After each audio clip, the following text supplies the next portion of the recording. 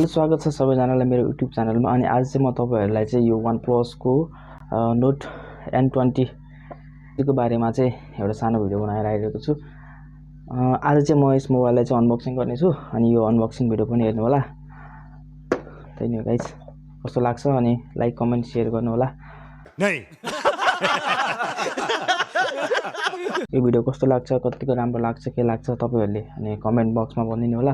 र यस्तै नयाँ भिडियोको लागि चाहिँ तपाईहरुले मेरो युट्युब च्यानललाई सब्स्क्राइब गर्न बहुत तेज हो रहा है सक्नुहुन्छ अनि कमेन्ट गर्नु होला यस भिडियोमा भएको कमी कमजोरी र आगामी दिनहरुमा अरुमा कस्तो खालको कुन ब्रान्डको स्मार्टफोनको बारेमा चाहिँ तपाईहरुलाई भिडियो हेर्न मन छ कमेन्ट गरिदिनु होला। म चाहिँ तपाईहरुलाई त्यस्तै भिडियो बनाएर देखाउने छु। त्यही नै गाइस, अब जाउँ हामी यस OnePlus को N20 स्मार्टफोन को अनबॉक्सिंग तिर। रुको जरा, सबर करो, बोला धक्का बुक्की नहीं करने का, आराम से लेने का। हाँ, यो भिडियो मार्फत चाहिँ म तपाईहरुलाई यो फोन किन्न कतिको राम्रो छ, के छ, यसको क्यामेरा क्वालिटी कतिको राम्रो छ अनि यसको प्रोसेसरहरु कतिको के छ, राम्रो छ र डिस्प्ले कतिको राम्रो छ, ब्याट्री कति एमएच को छ, सबै कुरामा भनेको छु। तपाईहरुले राम्रोसँग हेर्दिनु होला र भिडियो अन्तसम्म हेर्दिनु होला अनि कमेन्ट गरिदिनु होला।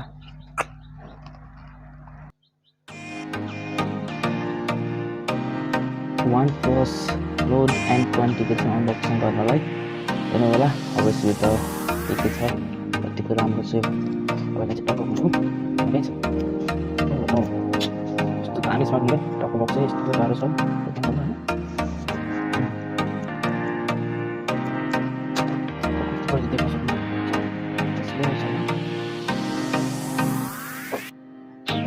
Wow. Wow. Nice phone. Hello. If you want to press our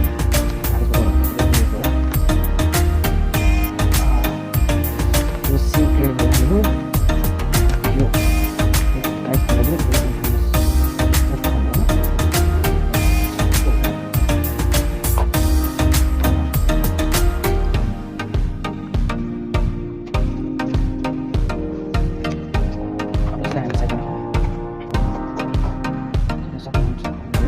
The smartphone. Wow.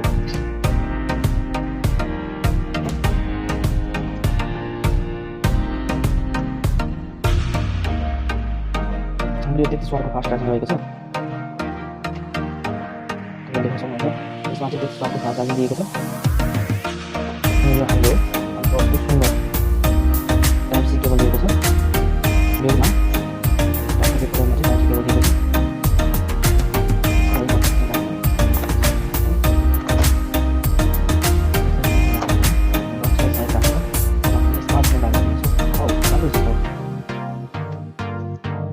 एकदम राम्रो लाग्यो मलाई, कलर चाहिँ एकदम मिठो छ। यसमा चाहिँ अब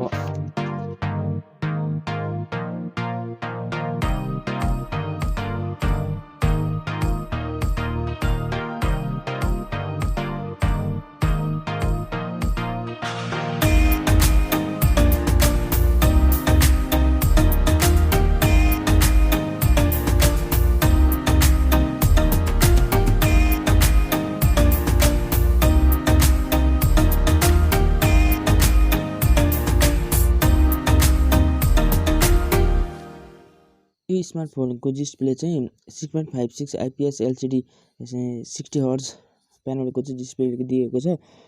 यसमा चाहिँ तपाईको यो डिस्प्ले चाहिँ सुपर एमोलेड डिस्प्ले चाहिँ हैन यो। यसमा दिएको चिपसेट चाहिँ हिलियोटेक G35 हो, जुन 3 वर्ष अगाडिको चिपसेट आउने गर्थ्यो त्यही चिपसेट नै दिएको छ। जुन अहिलेको समयमा चाहिँ तपाईको अरु ब्रान्डको मोबाइलहरुमा चाहिँ हिलियो G96 हिलियो G80 चाहिँ आउँछ, तर यसमा चाहिँ प्राइस अनुसारको चाहिँ चिपसेटहरु दिएको छैन। तर यो फोन हेर्दाखेरि राम्रो छ, तर प्राइस अनुसारको चाहिँ सबै चीजहरु चाहिँ दिएको छैन। यो फोनमा पबजी जस्ता गेमहरु खेल्नलाई चाहिँ अब असम्भव पनि छ। यसमा अब यो त्यति राम्रोसँग चल्दैन, यो ल्याग हुन्छ पबजी जस्ता गेमहरु खेल्नको लागि चाहिँ। यस फोनमा चाहिँ ब्याट्री ब्याकअप चाहिँ एकदम राम्रो दिएको छ, जुन 5000 mAh को छ। यसमा चाहिँ यसलाई चार्ज गर्नको लागि चाहिँ तपाईको 33 वाटको चाहिँ फास्ट चार्जिङले चाहिँ चार्ज हुन्छ। यो स्मार्टफोनको चाहिँ मलाई चाहिँ यो स्पिकर चाहिँ एकदम राम्रो लाग्यो अनि त्यहाँबाट यसको ब्याट्री पनि एकदम राम्रो लाग्यो। Camera test. अहिले चाहिँ मैले यो हाम्रो यस फोन यो फोनको चाहिँ फ्रन्ट क्यामेराबाट चाहिँ तपाईँको फ्रन्ट क्यामेराबाट चाहिँ भिडियो बनाइरहेको छु 1080 30 fps मा भिडियोहरू हेर्न सक्नुहुन्छ। भिडियो स्टेबलाइजेसन छैन यसमा, ठिकै क्वालिटीको आउँछ।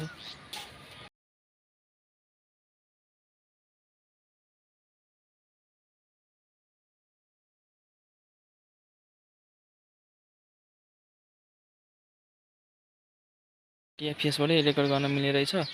यसको ब्याकमा पनि भिडियो स्टेबलाइजेसन चाहिँ छैन, तपाईँले देख्न सक्नुहुनेछ। मैले यसको ब्याक क्यामेराबाट 1080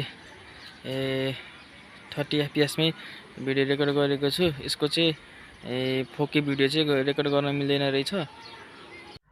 यो हाम्रो OnePlus Nord N20 को चाहिँ क्यामेरा क्वालिटीहरू धेरै नै हाल्नुभयो। मैले एउटा दुईटा फोटोहरू क्लिक गरेर राखिदिएको छु, तपाईँले देख्न सक्नुहुन्छ।